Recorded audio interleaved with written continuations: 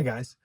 Today, I want to talk a little bit about getting your house on the market, but not just putting it on the market, putting it on the market to actually sell.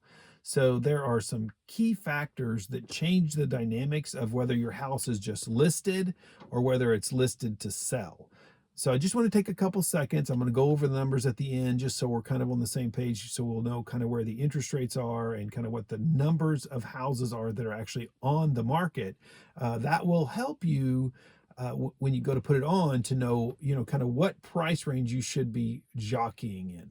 So let's talk about three of these quick factors. Number one, you have to make sure the price is correct.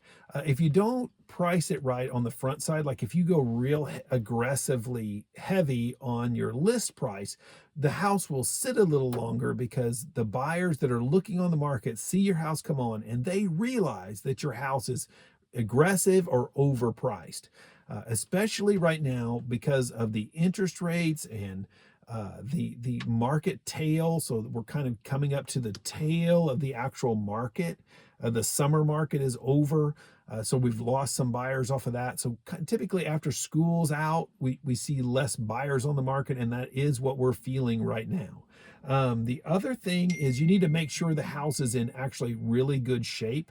So you need to make sure that you've done those repairs that kind of stand out as glaring. If a buyer is walking through your house, are they going to see those items and is it going to turn them off? You only have a few seconds to win them over for them wanting your house versus wanting your neighbor's house. When I say your neighbor, I just mean a house that's currently on the market at the same time yours is on. So typically what will happen is a buyer will go around and look, and they'll look within a certain window. So they'll look in a certain area, and in this area, these houses that match the criteria that they have, whether it's the price, the bedrooms, the bathrooms, and that sort of thing. So keep in mind, make sure your house is in decent repair. So in other words, not saying everything in the house has to be perfect, but it definitely needs to be, the paint needs to look like it's in good shape, the doors in good shape, the drawers functioning like they're supposed to function. Those sort of things need to happen so that when the person comes in and looks, they're not surprised by the condition. If your house smells like a dog or a ferret, those smells need to go away. There's a lot of things you can do in the process to kind of bring your house back up into shape, like showing shape, so that your house won't sit on the market for long periods of time. It makes no sense to get your house on the market and then just have it sit there. Um, Offers that are coming in right now, what's happening is they're coming in with concessions. In other words, what a concession is something that you're willing to pay for the buyers. So a lot of my offers that I'm seeing coming in on my listings, they'll have a buyer and seller agree. Seller will pay, $5,000, $8,000, $10,000 towards the buyer's closing cost assistance. So you might see, let's say $1,500, $2,000 worth of repairs that are, they're going to do a home inspection. And when they get the home inspection back, they're going to want these items, they're going to want X number of dollars of items repaired, maybe up to $1,000. I have had one that came in where they were looking for VA repairs. So VA items that are found, which are separate from the home inspection, those are separate items, and they wanted $1,000 worth of those repaired. And then they wanted, X number of dollars for closing cost assistance. So keep in mind, and they came in below the asking price.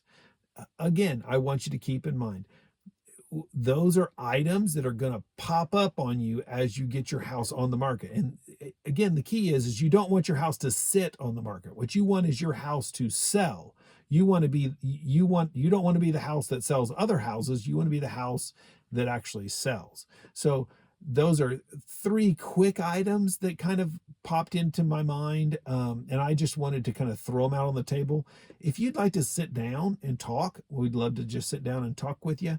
And I appreciate all my buyers and sellers in the past that I've worked with. We've been doing this since 2004, so it's been over 20 years. So we'd love to bring our experience to your kitchen table. Anyway, we're going to talk about some numbers real quick so that you can also understand kind of what the dynamic of the market's looking like, so that you know within your price strata what kind of competition you have within each of those price strata. In other words, like if your house is between 300 and 400, how many houses are actually in that strata in the Escambia, Santa Rosa County area? So let me get to that number real quick so we can actually look at those. Um, so in Escambia, Santa Rosa County this morning, we had 3,171 houses total. That was up by four. So we brought four houses on the market between yesterday and today. Above the 600,000 range, there were two houses that sold between yesterday and today. That brings that number down to 572. Between 5 and 600,000, we lost one house. That brings us down to 182 houses on the market. Between the 400 and 499, we actually gained two houses, and that was 391 houses in that little window. So between the 3 and 399 or 400, that's 896 houses for the buyers to choose from. And that stayed the same. That was the same yesterday, and that's remained the same today. The 2 to 300,000 also remains the same from yesterday. It's 819 houses, and then the $100 to $200,000 range, we gained four houses since yesterday. That puts us at 280 houses, and then below the 100,000 mark, we were seeing around 31 houses. I looked up the numbers today when I ran these numbers. The 30-year fixed interest rate was 6.25, and then the 15-year fixed rate is 5.62, and that's actually up 3. So the 15-year went up, and then the 6.25 stayed the same. So anyway, wanted to give you those numbers. Want to talk a little bit about if you're going to list, because the days on the market are actually tailing up.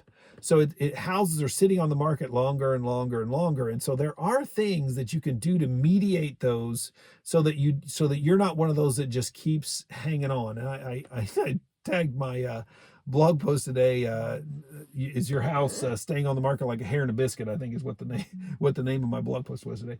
Yeah, so don't let your house get stuck on the market like a hare and a biscuit. So feel free to reach out if you do have questions about anything we've talked about. There are other items, and I really don't feel like I can talk about all of them in a video blog post. It just doesn't make any sense. But I'd be happy to sit down with you, talk it over with you, and anything obviously that we can do for you. Maybe you're just in the beginning process of thinking about putting your house on the market. Well, we're here to help you just in that scenario for sure.